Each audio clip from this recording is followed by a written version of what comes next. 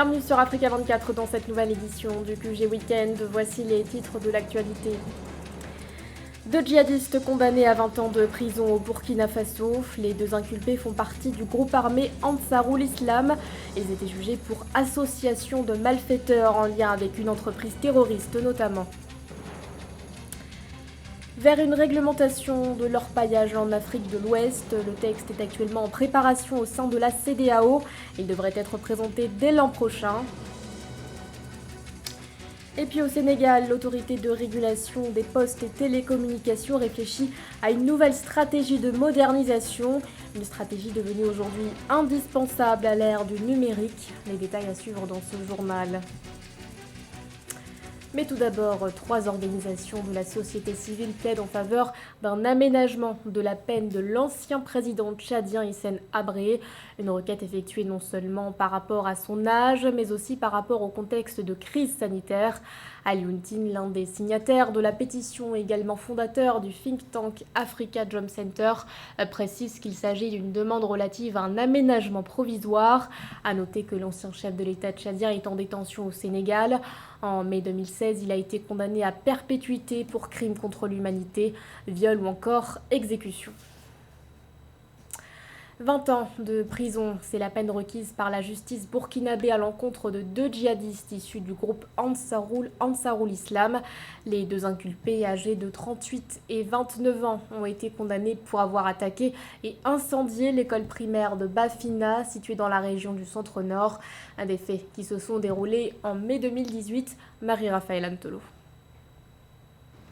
Le mardi 10 août 2021, au Burkina Faso, 2 djihadistes auteurs d'une attaque en 2018 contre une école du nord du pays ont été condamnés à 20 ans de prison par la justice burkinabé et devront verser 4 millions de francs CFA en termes de dommages et intérêts. Ce jugement, selon les autorités du pays, est le premier d'une série de 10 dossiers liés aux actes de terrorisme dans ce pays d'Afrique de l'Ouest. Voilà, c'est une avancée notable dans la répression des actes terroristes dans l'espace sahélien.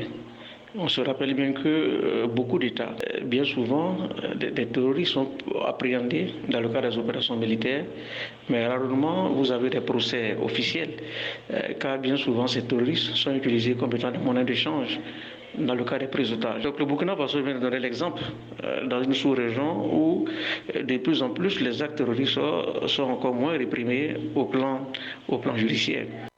Ce procès sur les actes terroristes est une première dans l'histoire du Burkina Faso depuis le début des attentats terroristes dans le pays en 2016. Le Burkina Faso devient ainsi l'un des premiers pays africains à expérimenter un tribunal spécialisé dans la répression des actes de terrorisme. C'est une forme juridictionnelle qui demande beaucoup d'efforts et de compétences à travers la documentation des moyens de preuve, à travers les écoutes satellitaires, à travers les échanges. Donc il faut une juridiction tout à fait spécialisée dans ce cadre-là qui va permettre de renforcer la répression, notamment des attaques tout à fait terroristes. Les 2 inculpés d'actes terroristes âgés de 38 et 29 ans sont jugés pour association de malfaiteurs en lien avec une entreprise terroriste, détention illégale d'armes et de munitions de guerre, complicité de terrorisme et destruction volontaire de biens. D'autres dossiers similaires sont en cours de jugement. Au terme des procès, le 13 août 2021, si la culpabilité de ces derniers est établie avec des preuves irréfutables, ils seront jugés à la hauteur de tels crimes. À contrario, ils seront relâchés selon les autorités judiciaires du pays. Il évoquait une possible candidature à l'élection présidentielle libyenne. Saïf al-Islam Kadhafi est sous le coup d'un mandat d'arrêt émis par la justice libyenne. Le fils de l'ancien dirigeant libyen Mouammar Kadhafi pourrait être arrêté pour ses liens présumés avec le groupe russe Wagner. L'ordre d'arrestation a été émis le 5 août en interne par le procureur Mohamed Garouda. Les combattants russes ont été identifiés en Libye en 2019, à l'heure où le maréchal Khalifa Haftar menait une offensive pour reprendre le contrôle de la capitale Tripoli. Outre la Libye, le groupe russe est aussi présent dans d'autres pays d'Afrique, la Centrafrique notamment, mais aussi le Mozambique. La communauté économique des États de l'Afrique de l'Ouest planche actuellement sur une réglementation de l'orpaillage. Face à l'augmentation du nombre de sites clandestins, les dirigeants de l'organisation entendent redoubler d'efforts pour encadrer le secteur aurifère. Cette mesure devrait être proposée dès l'année prochaine. Samantha Sabero Sabumanga. Depuis quelques années, l'exploitation clandestine du métal jaune prend de l'ampleur en Afrique de l'Ouest. Entre les pertes de l'ordre de milliards de dollars et les risques de violation des droits humains, le phénomène est un véritable casse-tête pour les dirigeants ouest-africains. C'est pourquoi la CEDEAO, communauté économique sous-régionale regroupant 15 États membres, souhaite mieux encadrer ce secteur par une réglementation communautaire. L'orpaillage est en train de prendre dans les pays de la CEDEAO une dimension énorme qui inquiète. Aujourd'hui, les populations croient avoir trouvé le chemin du bonheur à travers cette activité. S'il y a un mal qui est en train de détruire et de déstructurer le socle de nos économies et de nos sociétés, c'est bien l'orpaillage, avec ses impacts négatifs incalculables sur l'environnement et sur les mœurs.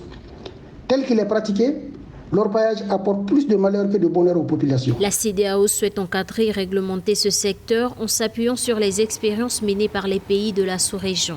L'institution prend exemple sur les bonnes pratiques des pays comme le Ghana, qui est le premier producteur d'or de la région, mais aussi celle du Mali et surtout du Burkina Faso, qui veille beaucoup à cette pratique illicite d'exploitation de l'or. Force est de reconnaître que l'activité artisanale minière ne peut pas être interdite aujourd'hui, mais elle peut être réglementée et mieux organisée et structurée. Les pays individuellement ont pris des dispositions, mais sont insuffisantes face à l'ampleur du fléau.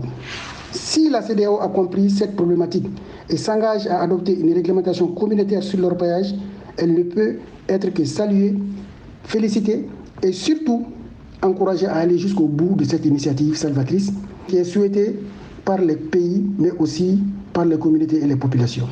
D'après des chiffres officiels, la production aurifère en Afrique de l'Ouest est largement dominée par l'orpaillage artisanal. 10% de la population du Burkina Faso, du Mali et du Niger vit de cette activité. Ils se sont donné rendez-vous le 18 août prochain. Les dirigeants de la CEMAC se réuniront dans quelques jours dans le cadre d'un sommet extraordinaire qui se déroulera à Yaoundé. En vue de préparer ce sommet, un conseil des ministres de l'UEAC était organisé à Douala ce 10 août. L'évaluation de la situation macroéconomique en zone CEMAC était notamment au centre des échanges. Corinne Eoné. Selon le Comité technique national de la balance des paiements, le coronavirus a fait chuter les investissements directs étrangers au Cameroun d'environ 35% en 2020. Un indicateur parmi tant d'autres révélateur de la situation économique des pays de la CEMAC, la communauté économique et monétaire d'Afrique centrale. Le 18 août 2021, les 6 pays de cette région ont se retrouvés à l'invitation du chef de l'État camerounais, Paul Biya. Dans cette perspective, les ministres de l'Union économique d'Afrique centrale ont siégé en session extraordinaire ce 10 août à Douala au Cameroun afin d'évaluer la situation macroéconomique dans la zone CEMAC en contexte de pandémie du Covid-19 et d'analyser des mesures de redressement. Pour le cas de la CEMAC, je commencerai d'abord par suggérer à tous ceux qui sont dépositaires de ce que nous pouvons appeler les politiques publiques de penser très rapidement à accélérer la mise en place de ce qui est considéré dans chacun de ces pays comme le PDI, le plan directeur d'industrialisation. Pourquoi est-ce qu'on va continuer encore d'importer ce que nous pouvons produire localement? Nous importons le riz, alors que la zone agroécologique de culture du riz s'offre à nous à foison, pour prendre le cas du Cameroun, pour prendre le cas des autres pays frontaliers. Nous continuons d'importer l'huile de palme. Pourquoi devrions-nous continuer de le faire alors que nous pouvons simplement continuer à étendre les plantations industrielles qui sont déjà là? Les travaux ont tablé sur un document de travail soumis par la commission de la CEMAC et qui trace le cadre global des actions entreprises et celles à entreprendre pour la relance des économies de la sous-région. Il ressort des analyses que le plan de riposte communautaire doit intégrer l'appui au secteur bancaire et sa capacité de financement, la garantie de la stabilité de la zone monétaire, une gestion efficiente du service de la dette. D'autres pistes sont suggérées pour la mobilisation des recettes. Ces recommandations nous invitent à poursuivre les actions de renforcement de la mobilisation des recettes non pétrolières et de la gestion des finances publiques à travers, d'une part, l'élargissement de l'assiette fiscale, l'harmonisation des pratiques fiscales et la modernisation des administrations fiscales et douanières, et d'autre part, la modernisation des méthodes, procédures et instruments de gestion des finances publiques conformes aux normes édictées par la communauté. Malgré les recommandations sur la diversification, l'économie en zone CEMAC repose encore à 80% sur le pétrole, ce qui a accentué la vulnérabilité de cette région à la pandémie du coronavirus. En 2020, la CEMAC a affiché un taux de croissance de moins 1,7%. Le rendez-vous de Yaoundé s'avère ainsi déterminant pour la reprise économique. Forte concurrence, absence de partenariat renforcé, les défis à relever sont nombreux pour la poste sénégalaise. Face à cette situation, l'autorité de régulation des postes et télécommunications réfléchit à une stratégie de modernisation. Une nouvelle stratégie qui devrait être débattue lors du 27e congrès de l'Union postale universelle qui se tient actuellement en Côte d'Ivoire. Samantha Sabirou Saboumonga. Fort de 17 opérateurs, le secteur postal sénégalais souffre néanmoins de plusieurs maux qui entravent la pleine expression de son potentiel. Parmi les défis, l'autorité de régulation des postes et télécommunications du Sénégal cite une faiblesse du système d'adressage national qui impacte la qualité de service et le développement du marché de la distribution du courrier et des colis, l'absence du partenariat renforcé entre les opérateurs postaux, à savoir la douane, les autorités aéroportuaires et portuaires, ce qui freine les achats internationaux. La Poste du Sénégal connaît beaucoup de difficultés à cause effectivement de son activité traditionnelle qui n'est plus rentable.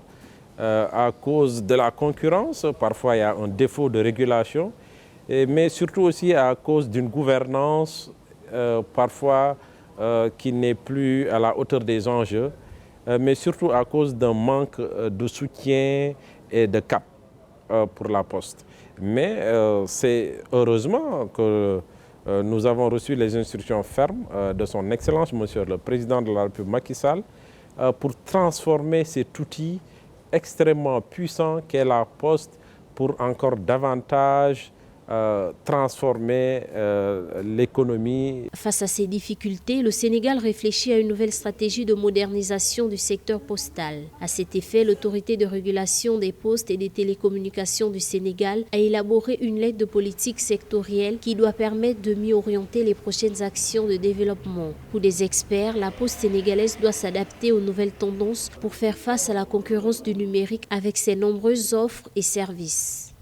Aujourd'hui, le secteur postal est en pleine ébullition. On est frappé de plein fouet par l'avènement de la technologie qui a fait que le courrier, le secteur traditionnel de la poste ne marche plus. Et donc il faut se réinventer. C'est pour cela ce congrès a l'ambition de définir une nouvelle stratégie mondiale 2021-2025 qui va indiquer le cap pour les industries postales des pays du monde. Le 27e congrès de l'Union postale universelle, UPU, se tient actuellement du 9 au 27 août 2021 à Abidjan, la capitale. Une occasion pour le Sénégal, pays membre de l'UPU, d'exposer les difficultés auxquelles il fait face et de bénéficier de l'expertise d'autres pays en avance. En Égypte, les projets dédiés à la lutte contre le changement climatique vont bénéficier d'un nouvel appui financier. 100 millions de dollars ont été investis par la Société financière internationale dans une obligation verte émise par la Commercial International Bank. Cette enveloppe pourrait être consacrée à la gestion durable de l'eau notamment, mais aussi aux énergies renouvelables. Les détails avec Marie-Raphaël Antolo. Les projets environnementaux égyptiens bénéficieront d'une subvention de 100 millions de dollars. Ce fonds débloqué par la Commercial International Bank s'inscrit dans le cadre d'une obligation verte qui servira à financer des projets de préservation de l'environnement. Ce à travers la lutte contre le changement climatique et la réduction des émissions de gaz à effet de serre dans le pays. Nous sommes actuellement portés au niveau du monde entier vers ce qu'on appelle l'économie verte ou l'économie décarbonée, c'est-à-dire comme le carbone et certains produits apparentés sont à l'origine de la dégradation de la couche d'ozone qui augmente donc la température. La couche d'ozone est donc menacée justement par l'excès de carbone parce que si l'ozone traverse le O3, traverse l'atmosphère et nous touche ici, bienvenue certaines maladies quasi incurables dont je ne veux pas nommer ici. Et une économie décarbonée donc devient de plus en plus l'objectif des grands décideurs du monde. Selon l'agence de notation sociale et environnementale internationale Vigeo Eiris, l'Égypte dispose d'un portefeuille total de projets verts éligibles de 1,9 milliard de dollars, dont environ 16% d'énergie renouvelable, 19% de transport propre, 26% de gestion durable de l'eau et des eaux usées et 39% de la prévention et du contrôle de la pollution. Ainsi, ces obligations peuvent lui permettre d'intégrer aisément le développement durable dans ses plans économiques et budgétaires. Donc, au niveau de l'Égypte, maintenant, l'économie verte va dans le sens d'offrir à la population une économie décarbonée. Donc, ces projets peuvent toucher donc à la fabrication de tout ce qui est appliances, c'est-à-dire l'électroménager décarboné. En Égypte, on a mis un projet qui tourne autour de l'économie verte. Donc, cela donne la possibilité aux autorités publiques de bâtir des champs de production d'énergie éolienne. Rappelons que cette initiative survient après l'émission en 2020 par l'Égypte des premières obligations vertes souveraines de la région Moyen-Orient et Afrique du Nord. Ce pays d'Afrique du Nord, qui compte plus de 100 millions d'habitants désormais, s'engagera à travers ce mécanisme à renforcer ses investissements dans des projets verts plus respectueux de l'environnement. Ce journal a été réalisé par l'ensemble de la rédaction. Merci de votre fidélité. L'actualité continue sur Africa 24.